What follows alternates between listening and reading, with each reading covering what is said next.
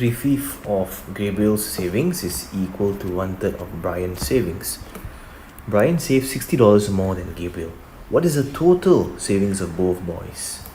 Now, when we see these keywords here, equal to, or sometimes you will see is same as, or has the same value as, we can use what is known as an equal concept. So 3/5 of Gabriel is equal to 1/3 of Brian.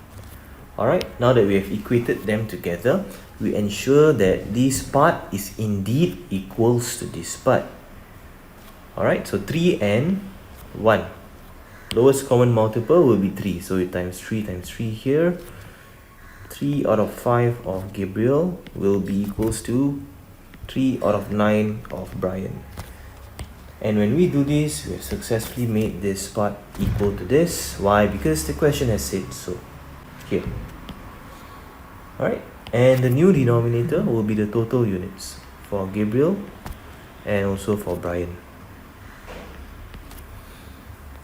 Okay, fantastic. Now, Brian saved $60 more than Gabriel, which means 9 minus 5. That is 4 units.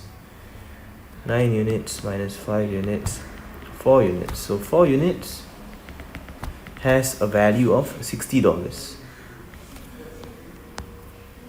Alright, so the question wants to know the total savings. So total means 5 plus 9. That will be 14 units. Huh? So we find 1 unit first.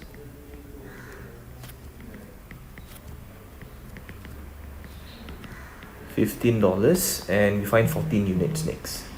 That will be the total savings of both boys. So $15 times 14.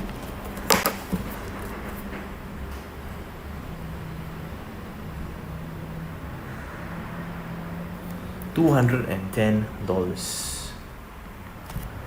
Final answer for this question, $210 for the total savings of both boys.